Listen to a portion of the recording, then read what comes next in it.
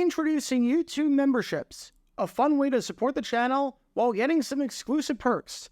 Click the join button to become a member now and get benefits like badges next to your name on videos, behind-the-scenes photos, advantages during the live trivia game, discounts on merchandise, private one-on-one video chats, the ability to request future video topics, and exclusive 8 to 10 minute videos on the history of the NFL.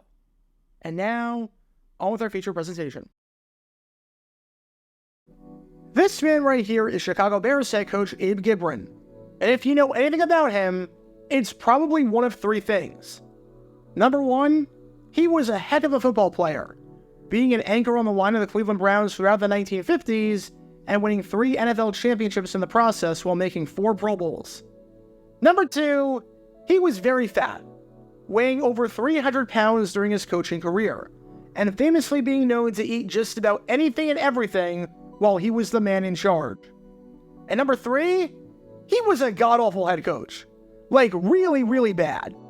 In his 3 seasons as the man in charge of the Chicago Bears, he went 11-30-1, winning just 27% of his games, and never winning more than 4 games in a season, finishing dead last in the NFC Central all 4 years. The next George Halas, he was not. Not even close. And he made some absolutely insane decisions that made you question how he was ever fit to be a head coach. Like the time in a tie game pinned deep in his own territory in the 1973 season opener against the Dallas Cowboys, that he decided with 5 minutes left to try a fake punt, which did not work in the slightest bit, and led to the Cowboys winning on a game-winning field goal, 20-17. You can learn more about that dumb decision by clicking the card in the upper right corner. But later in that 1973 season, when Gibron and his Chicago Bears team squared off against the New Orleans Saints, he had a rather, shall we say, interesting and bizarre approach and analysis to the game that he just witnessed, that when you break it down and really think about it for more than 2 seconds, doesn't seem to make any sense at all. Really, I've dissected his press conference after this game from every angle imaginable. I've slept on this for nights ever since discovering this in honor of the Bears and Saints playing each other on Sunday, if you're watching this at the time this video drops. And I've got nothing. Truly, I've got nothing here. Abe Gibron was awful, and this backwards, downright nonsensical logic truly shows how awful he was at everything besides singing Three Dog Night on the sidelines. Because this is the story behind what might just be, considering the circumstances, the most confusing logic ever implemented by a head coach, and that's saying a lot, in the over century-long history of the Chicago Bears franchise. Buckle up. Before I talk about the actual incident in question involving this man right here, because it's a doozy, folks, we need some context to understand how the game itself went, so we know what the basis was for these comments by Abe Gibron himself. It's October 7th, 1973.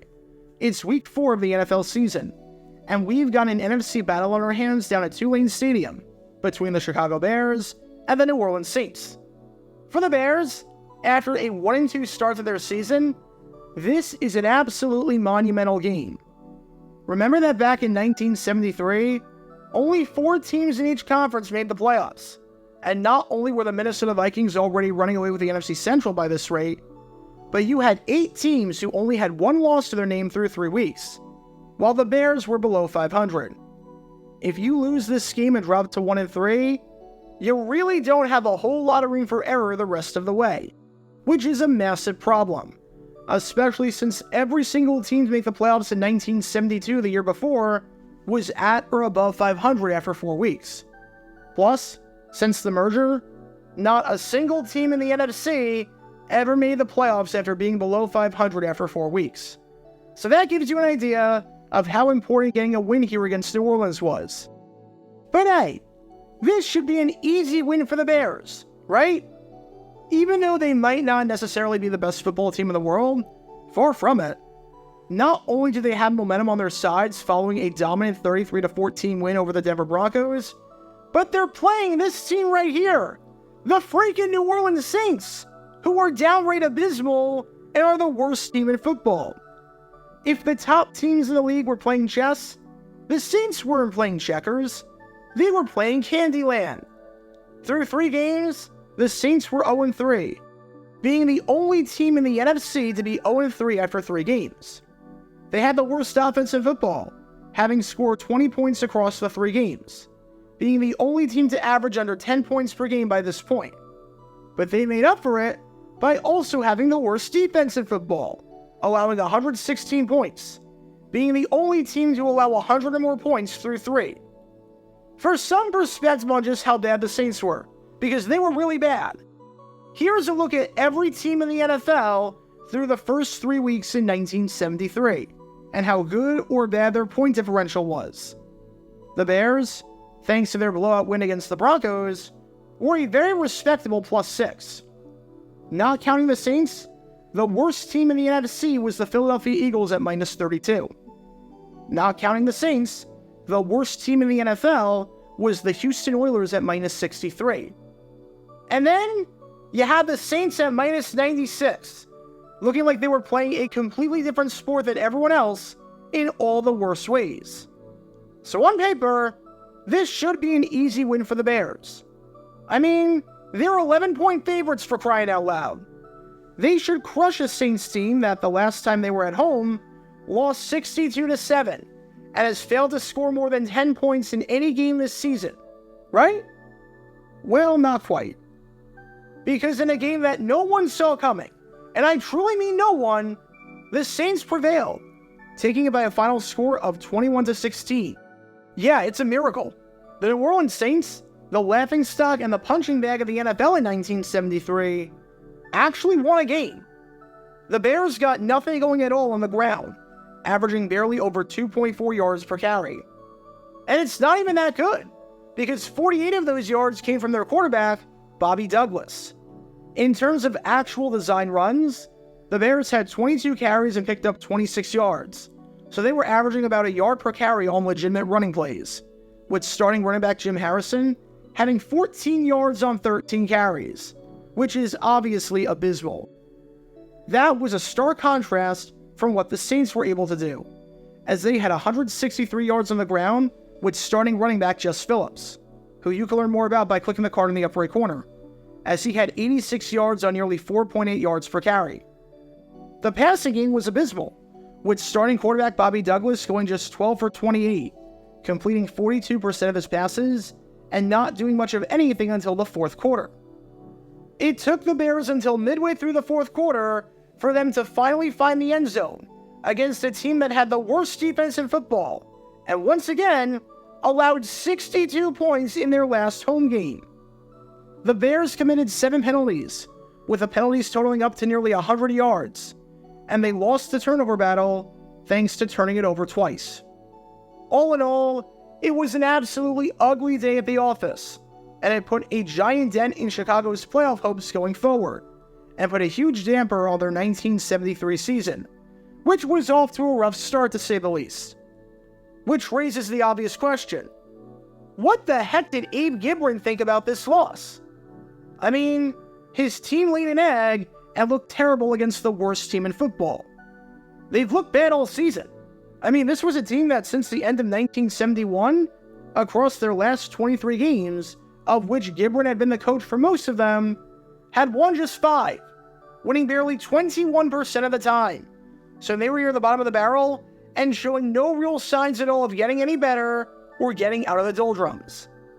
And Abe Gibron offered up a, shall we say, bizarre interpretation of the loss that makes no sense at all when you think about it. Because in the eyes of Abe Gibron, the fact that the entire team stunk against the Saints was a good thing, because it meant that he could be optimistic and that the team was heading in the right direction. Seriously, it was preferable for the whole team to stink versus just one component that went wrong. Said Gibron about the loss in a comment with logic that I cannot believe is real and was actually employed by a head coach in this league: if there's anything to be optimistic about, it's that we had a 40-man squad letdown. It wasn't any one group or individual. This way, you just gotta sit down like men and talk. If it were a 1 or 2 man letdown, we'd make changes, but it wasn't. In short, it was better for the Bears that it wasn't just one position group that stunk on this day and that's been stinking this season, but rather that it was the entire team. Okay, but that's worse. I mean, you do get how that's worse, right? Yeah, that about sums up my thoughts. You're optimistic about the loss because it's not just one thing that needs to be tightened up and fixed, but rather it's everything? You're optimistic about the loss because it wasn't just one thing that went wrong that might be fixable, but rather it was the entire thing? How does that make any sense? Never mind the logic afterwards when he said that he's not making any changes because everything was bad, versus if one thing was bad, he would adjust. That's a crazy way of looking at things. Almost like saying that you would get a tutor if you're failing math, but because you're failing every subject, you're just not going to bother. Nothing about this makes sense. I'm not going crazy, right? You feel good because the entire team, from top to bottom, was garbage against the worst team in football and needs to get things cleaned up. And that's why you feel optimistic about your ability to bounce back. But you wouldn't have felt good if it was just one thing that needs to be cleaned up. And it's not like he's talking in the sense of he'd be losing sleep if they lost by one play. But because they didn't lose by one play, he doesn't have to wonder what if. Because trust me, I get that argument. Almost like how losing the Super Bowl the way the Carolina Panthers did at Super Bowl 50 hurt a lot less than losing the Super Bowl the way the Atlanta Falcons did at Super Bowl 51. He's talking about how he's got a good team, and that it's a good thing that the whole team stunk and not just one thing, because it's easier to fix things when the entire thing is broken and the entire thing does not work, and that he's not going to make any changes as a result of that. Please tell me I'm not going crazy here when I say that this is some of the dumbest logic I've ever heard a head coach apply. It'd almost be like if you're a teacher and you're giving out a test to your students. You look over the results of the test, and it's pretty good. Your students do well, and you feel that they understood most of the material. However, there was one question that everyone got wrong. Whereas the average on the majority of the questions was somewhere around 80% and 90%, on this question, it was 30%, where everyone bombed. You can feel pretty optimistic about that, because it means that it's that one particular concept that the class struggled with. So you can hone in on that with future lessons, or assign extra work surrounding that concept. You know what the problem is. Meanwhile, if the class-wide average on everything was 30%, so the entire class bombed the entire test, and bombed every single concept, you've got a really big problem on your hands. It's much more preferable for a teacher to have one question or one small concept in an overall unit that people struggle with versus the entire thing. But not if you're Abe Gibron. Or if you want another example to really drive the point home, when I make YouTube videos for this channel, the most nerve-wracking part and the most frustrating part, by far, is getting it through the YouTube copyright ID system and the bots, and having it get checked before it gets claimed by the NFL and blocked. It's a lot more reassuring for me if the copyright bots claim one specific clip in the video versus the entire thing. Because if it's just one clip, I can easily edit that out and make that work by just altering that clip or replacing it with another clip. If it's a 12-minute video and they claim the part from 9:30 to 9:40, alright, I know what I have to do. But if they claim the part from the first second to the very last second, alright, I'm completely screwed and have to reevaluate everything. It's going to be a long night editing, I can tell you that much. But apparently, in the eyes of Abe Gibron, that's better. In the eyes of Abe Gibron, it was way better for the entire class to fail a test versus failing one question. In the eyes of Abe Gibron, it was way better for the entire video to be detected by the NFL copyright bots versus one specific section. And in the eyes of Abe freaking Gibron, it was better and made it more optimistic that it wasn't one player or one position group that struggled, but rather the entire team that struggled. Because that makes a ton of sense. Chiefs fans definitely felt way more optimistic about the team at the start of the 2010s, when they needed help at a ton of positions and didn't have a ton of talent anywhere, versus now, when they need a wide receiver. But other than that, they don't eat a whole lot. Just an asinine thought process by Gibron. But then again, he was Abe Gibron. He wasn't exactly the sharpest tool in the shed at all when it came to a lot of things regarding the head coaching profession. I think you're going to be shocked to find out that when your entire football team is bad, instead of just one particular thing, then it's a lot tougher to win football games. And Abe Gibron, despite his logic otherwise, found that out the hard way in 1973. After the loss against the Saints in the game between these two teams behind me right here, the Bears lost their next two games and dropped to 1-5, basically having their season end before Halloween.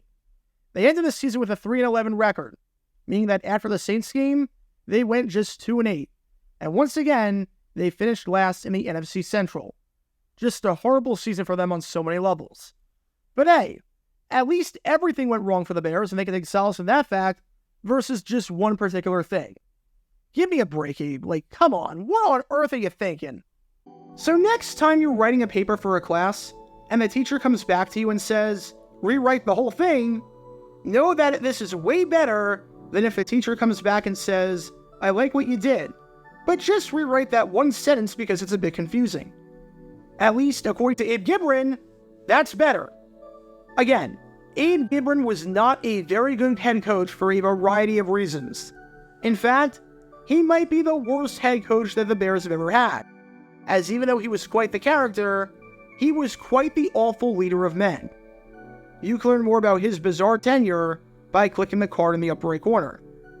But this has to be one of the worst and most confusing moments of his career and his coaching tenure, where he essentially said that he was more optimistic knowing that his whole team stunk versus just one position, even though the latter seems way more fixable. Because even though Abe might have been bizarrely optimistic, Bears fans definitely didn't feel that way. After watching that game against the Saints and hearing what their head coach thought about it, Bears fans could barely believe it. Get your official Jaguar Gear 9 merchandise by going to jj9shop.com, and be sure to like and subscribe, as it really helps the channel out a lot. Join me every Wednesday night where we'll play NFL Trivia for cash prizes at 9 p.m. Eastern over on Twitch. To learn more about the history of college football, subscribe to Jaguar Gator 8. To learn more about the history of Major League Baseball, subscribe to Jaguar Gator 7. Also, special thanks to all of our Patreon supporters for helping out the channel. Your support is greatly appreciated. See how you can become a patron and request future video topics in the description below.